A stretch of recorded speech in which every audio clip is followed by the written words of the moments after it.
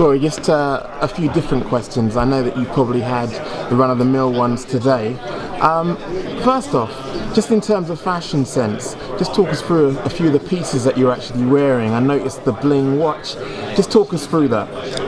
Really, the only thing I got that's expensive is the watch. The sweater I think was like $5 from Burlington Coat Factory. These pants was probably 10 from Zoomies. The shoes, I don't know if these are UFC or I got these at Reebok. I'm a pretty basic guy, pretty simple. Only time I dress up is fight night. Okay, you said that the most expensive piece you've got on there is the watch. Just talk us through the watch. What exactly is it? A Beluga watch. Got diamonds and diamond bezels. It ticks. It tells me what time it is.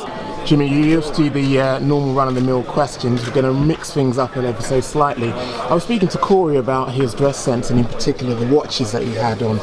Had some diamond watches. Just show us what you're rocking today. It looks like the old Hublot. Nice, AP, Audemars Piguet. Okay, and let's talk us through the threads that you've got on today.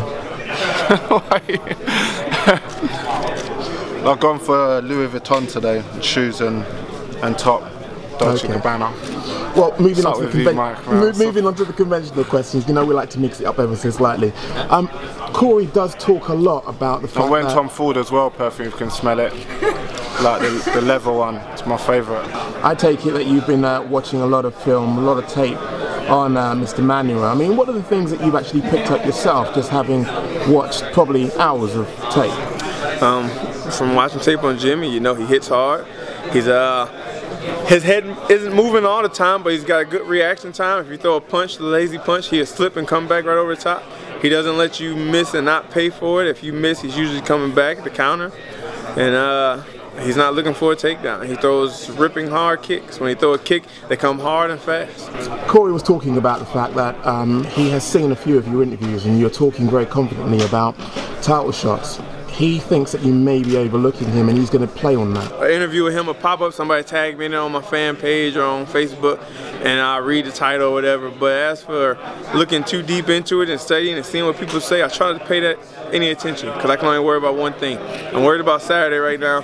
The fact that he's worried about a title shot means he's not really focused so much on this fight as much as he is the title fight. He's so hungry and ornery for that title fight that he's just looking ahead. And right now, yes, I want the title, but to sit here and think about a title fight right now is the wrong situation. I got to worry about Jimmy. If I went out there and did that, I would overlook his power and be worried about DC's wrestling or Rumble's power and his wrestling defense.